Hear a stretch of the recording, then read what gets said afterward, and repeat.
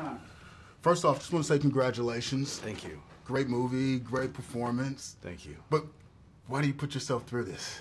I don't know, because I'm crazy. You know, look, I'm very fortunate. I found myself being able to work with good people. I've been doing this for decades, and I just feel like you got to put the work in, you know? I don't know how I've managed to get to this place where people will come and ask me to play roles like this, but I definitely feel like I better work my ass off. If you're going to do it, you want to. So what you're saying is, if you're going to do it, you want to do it right. Yeah. But who do you? So to do the transformation thing, like who do you consult with just to make sure like everything is right, everything is correct? Because it's pretty extreme what you went through. Yeah. Well, there's a whole team.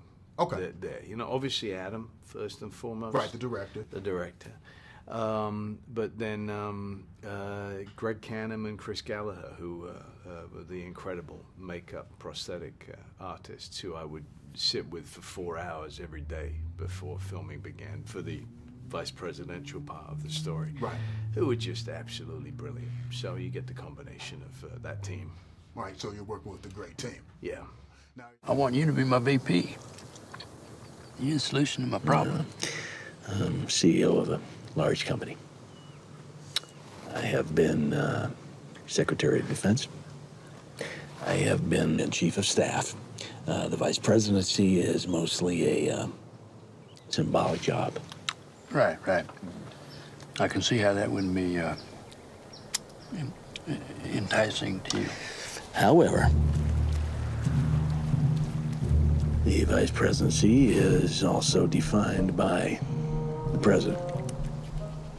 And if we were to come to a different understanding. Uh-huh. Go on. I'm listening. I sense that you're a kinetic leader. You make decisions based on instinct. I am. People always said that. Yeah. Very different. Very different from your father in that regard. Now, maybe I can handle some of the more mundane jobs, overseeing bureaucracy, managing military, energy, foreign policy.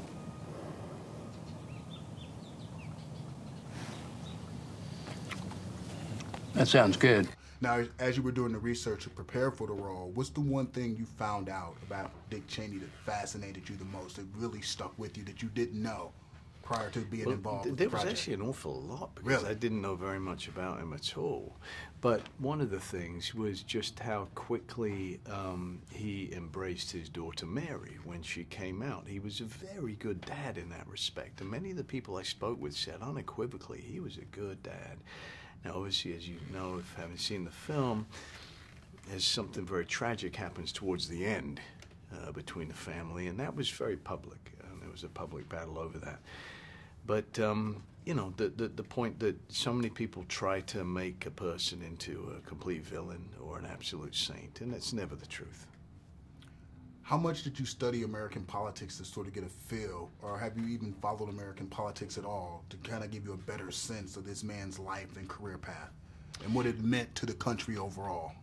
It's essential to this, because he was there. Now, not to say that he's solely responsible, that is impossible. Right, true, right. But he was there throughout. So this man became brilliant at understanding the machinery of government and how it works and how to make it work most efficiently.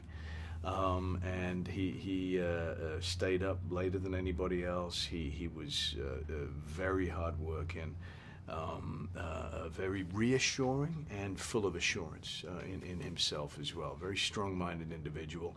And he was present since the end of the 60s in Washington. Have you actually met the man himself? I have not, no. Having no phone calls, no emails, no correspondence at all? No. I imagine I'm not exactly a big interest to the man. He's got bigger fish to fry than me, but that would have been a wonderful thing to do ahead of time. But unfortunately, that wasn't possible. Well, still, job well done. Congratulations, Thank you so much. and more importantly, enjoy your holiday, my friend. Thank you. You Thanks too. a lot.